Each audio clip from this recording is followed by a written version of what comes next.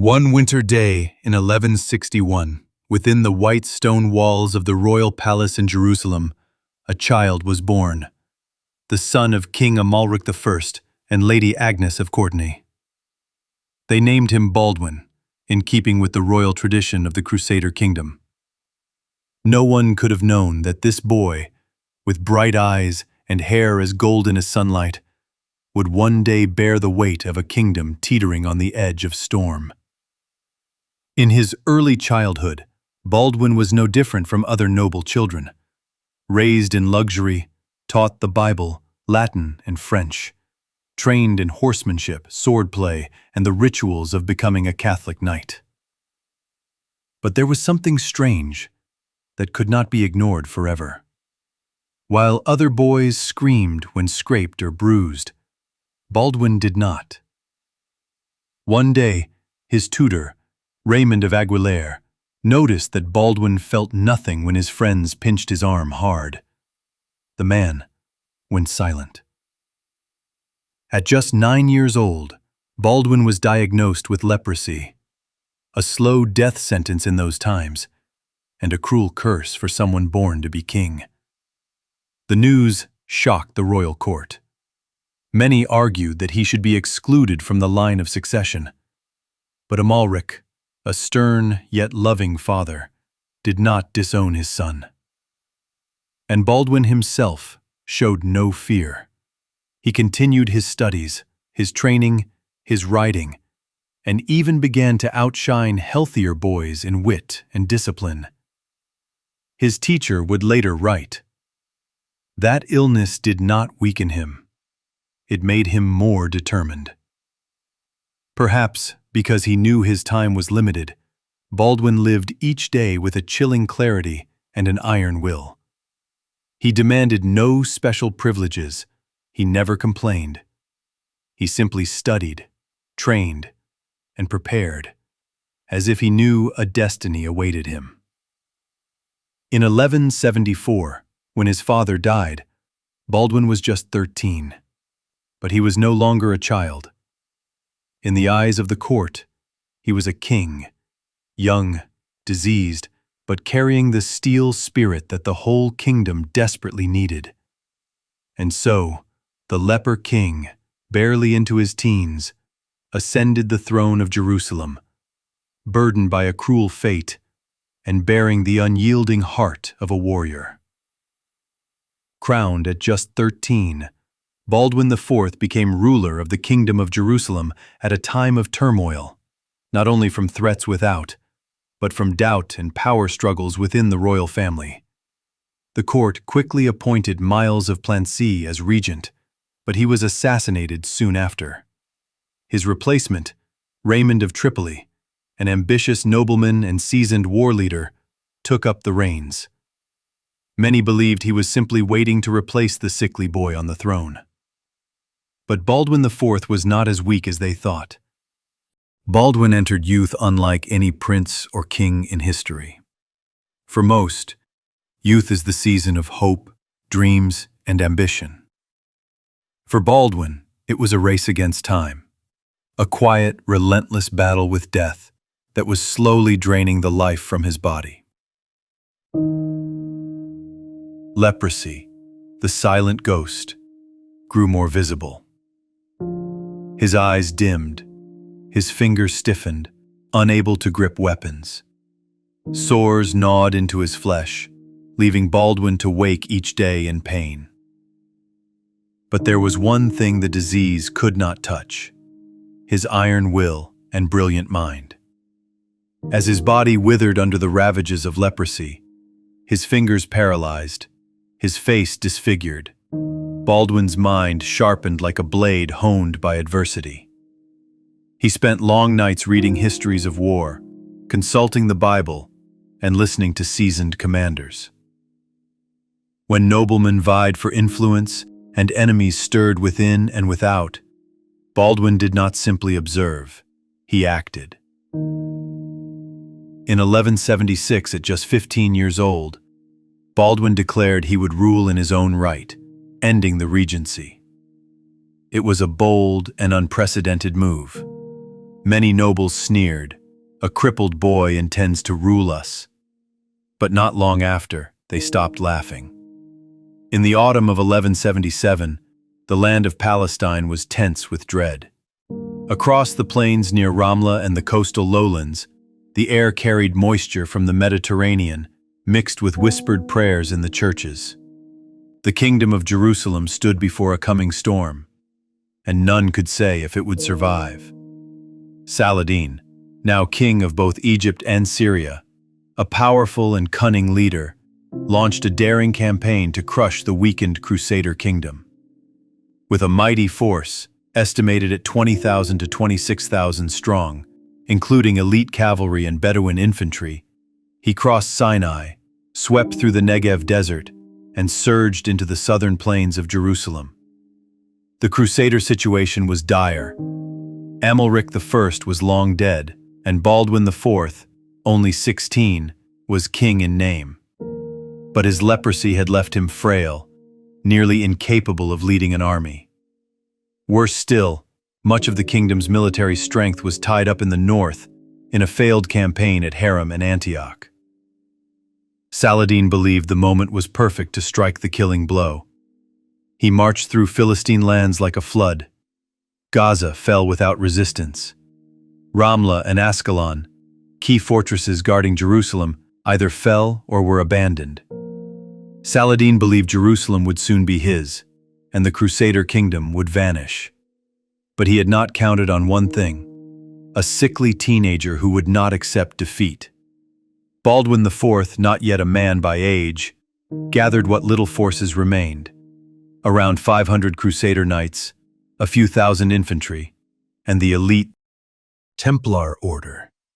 They marched desperately south from Jerusalem to intercept Saladin, an act many saw as suicidal. But Baldwin was not seeking death. He was seeking opportunity. And that opportunity came near Montgisard, a strategic point near Ramla where ancient roads met and rough terrain could disrupt the Muslim formations. That day, Saladin was so confident he did not fully scout the area. His troops were scattered, some pillaging, others still assembling. When the Crusaders appeared from the north, they seemed like phantoms returned from the dead, few, but fierce and fearless. Baldwin IV, strapped to his horse as he could no longer feel his limbs, gave the order to attack. A silver cross was carried before the army. The knights shouted the name of God and charged into Saladin's disorganized ranks. What happened next was a miracle. The battle exploded like thunder across the dusty plains south of Ramla. Under the harsh November sun, the Crusader force, fewer than 4,000 men, including only about 375 heavy knights, hurled themselves at the unprepared army of Saladin. Saladin himself was moving between scattered contingents, some looting Ramla, some marching toward Jerusalem, many yet to regroup after their long desert crossing. His army, confident in numbers and in the disarray of the Crusaders, never expected a pitched battle, let alone from a Leper King still standing. Baldwin IV could not wield a sword, nor lead the charge, but he was strapped in armor to his saddle, riding close behind the Templar Knights, the deadliest warriors in the Holy Land. Before the battle, Baldwin ordered a silver cross to be planted in the field, where he knelt to pray as his knights wept. Some later wrote that this vision inspired them beyond earthly motivation. They no longer fought for gold or glory, but for faith, for the holy city, and for a king who would not yield. When the signal to attack was given, the Templars lowered their lances and charged through the dust into Saladin's center, where he and his generals were gathered. The sudden, fearless strike shattered the Muslim lines. Muslim chroniclers later recorded that Saladin was nearly captured, escaping only by camel, leaving behind his banner and baggage. The battlefield became chaos. Egyptian soldiers were cut off from command. Syrian cavalry never fully deployed. Bedouin infantry broke into fleeing bands. With his flanks collapsing, Saladin ordered a retreat, but Baldwin's forces had already cut off the exit. A bloody pursuit followed. Weary crusaders fought like furies, sparing no survivors. Ernoul, a royal squire, wrote that the greatest slaughter ever suffered by Saladin's forces occurred at Montgisard. Only 1/10 of his army returned to Egypt. By nightfall, it was over. Saladin fled across the Sinai with a handful of guards, his grand campaign in ruins. Montgisard was not just a military triumph. It was a victory of spirit over flesh, of faith over despair. Western chroniclers hailed it as a miracle. A leper boy defeated the greatest Muslim empire of his age.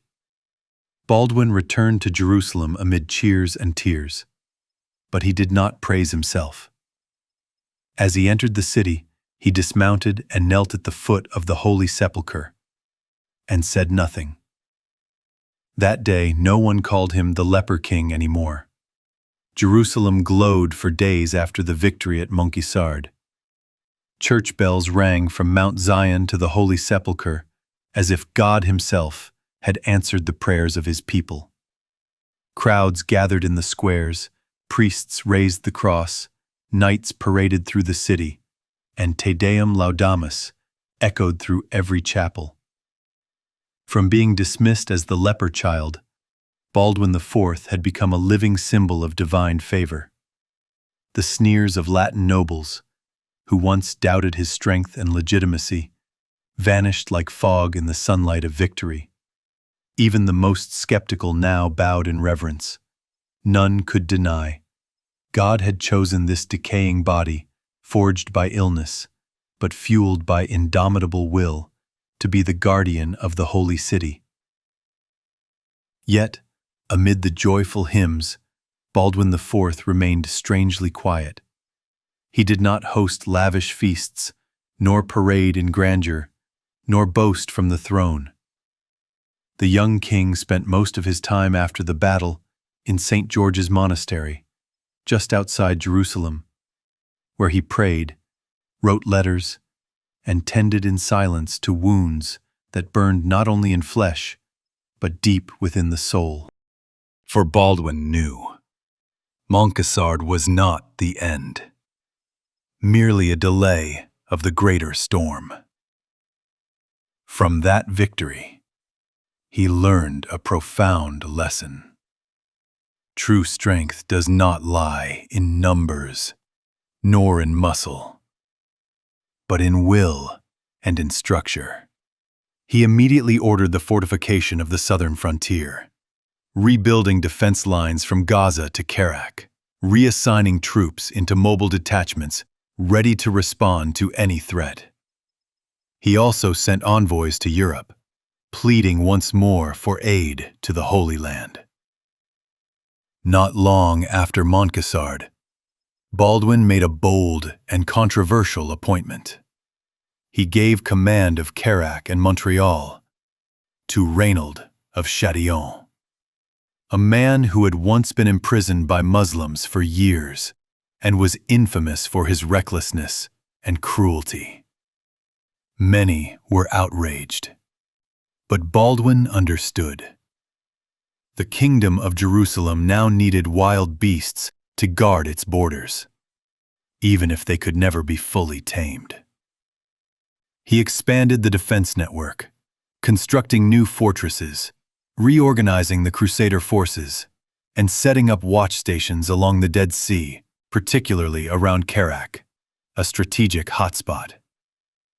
He also sought alliances with Bedouin tribes east of the Jordan River, creating a buffer against Saladin's eastern ambitions. But the real tension did not lie in grand invasions. It lived in the constant, exhausting raids. Saladin's forces frequently crossed the Jordan, raiding villages and testing the Crusaders' responses.